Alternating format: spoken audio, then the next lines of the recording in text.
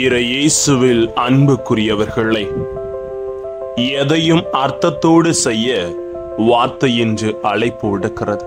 காரணம் என்னவென்றால், நாம் ஏறெடுக்கிற ஒவ்வொரு செயல்களையும் அதன் அர்த்தங்கள் புரிந்து செயலாக்கப்படுத்தி கொண்டிருக்கிறோமா என்ற கேள்வி எழும்புகிற பொழுது நிச்சயமாக கிடையாது என்ற ஒரு பதில் எல்லோருக்கும் கிடைக்கும்.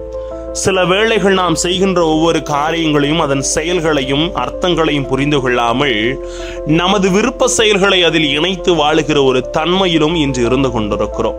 இப்பேற்பட்ட சூழ்நிலையில் இறைவன் நம்மை கொஞ்சம் ஆழமாக சிந்தித்து சீர்தூக்கி பார்க்க அழைப்பு விடுக்கிறார். எதையும் அர்த்தத்தோடு செய்ய வார்த்தையோடு கடந்து சென்று சிந்திக்கலாம் வாங்க. Praise the Lord. இயேசுவுக்கே புகழ், இயேசுவுக்கே நன்றி. இறைவனின் அருட்கரமும் அருளாசீரும் உங்களோடும் உங்கள் குடும்பத்தோடும் நிறைவாக தங்கிட உங்களை நான் வாழ்த்துகிறேன். அன்பில் இனியவர்களே, பலரின் கேள்விகளுக்கு ஆளான இயேசு கிறிஸ்து தனக்கு முன்னோடியாக அமைந்த புனித திருமுழுக்கு யோவானுடைய சீடர்களின் கேள்விக்கு ஆளாகிறார். இக்கேள்விகள் மறைநூல் அறிஞர்கள், பரிசேயர்கள், சதுசேயர்களிடம் வந்த குதர்க்கமான கேள்வி அல்ல. இயேசுவை சூழ்ச்சியில் சிக்க வைக்க வேண்டும் என்ற நோக்கத்துடனா கேள்விகள் போன்றவை அன்று.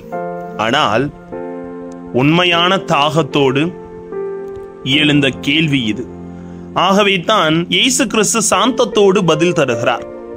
நோன்பு என்பது யூத மத சடங்கின்படி ஒவ்வொரு யூதர்களும் வாரத்திற்கு இருமுறை கடைபிடிக்க வேண்டிய மத கடமை. அதை கண்ணும் கருத்துமாக பின்பற்ற வேண்டிய யூதர்கள் ஆகிய இயேசுவின் சீடர்கள் ஏன் கடைபிடிக்கவில்லை என்ற கேள்வி இயேசுவின் பார்வையில் அர்த்தமுள்ள கேள்வியாகவே தென்பட்டது. ஆகவே அவர்களிடம் கூறுகிறார், மணமகன் தங்களோடு இருக்கும் வரை மணவிருந்தினர்கள் துக்கம் கொண்டாட முடியுமா?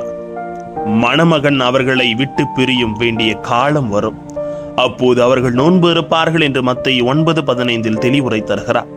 தன்னை மணமகனுக்கும் சீடர்களை மன விருந்தினர்களுக்கும் இயேசு ஒப்புமைப்படுத்தி கூறும் இந்த செயல் சற்று நம்மை சிந்தித்து பார்க்கவும் மேன்மைப்படுத்தி பார்க்கவும் அறிவுரையாக இருக்கிறது.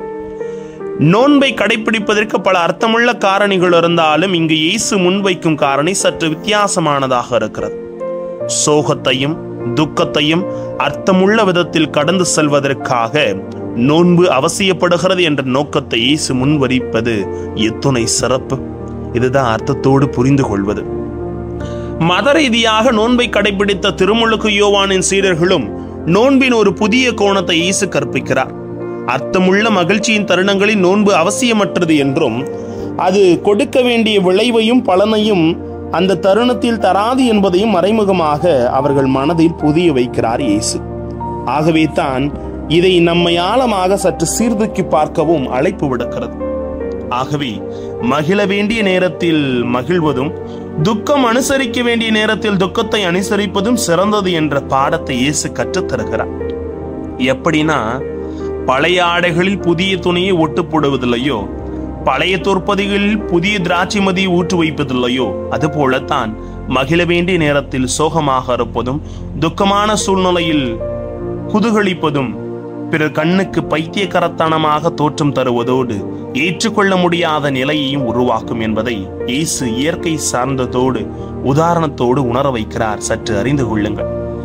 எதுவும் அர்த்தத்தோடு பொருளுணர்ந்து செயல்பட வேண்டும் என்பதை இயேசு வலியுறுத்தும் செய்தி என்பதை உணர்ந்தவர்களாய் நாம் செய்கின்ற எந்த காரியத்தையும் அர்த்தத்தோடும் பொருளுணர்ந்து செய்ய முயலுகின்றோமா என்று சற்று சிந்தித்து பாருங்கள்.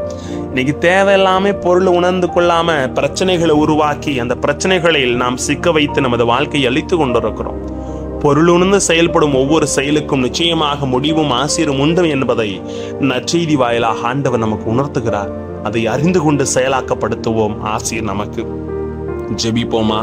அன்பு இறைவா, நாங்கள் எங்கள் வாழ்க்கையிலே அனைத்தையும் பொருள் உணர்ந்து உமது வார்த்தையின் அர்த்தங்களை உணர்ந்து வாழவும் உமது அருள் ஆசிரியங்களை என்னாலும் வழிநடத்தவும் உம்மை நோக்கி மன்றாடுகிறோம். எங்களோடு தங்கும் ஆண்டவரே. Praise the Lord.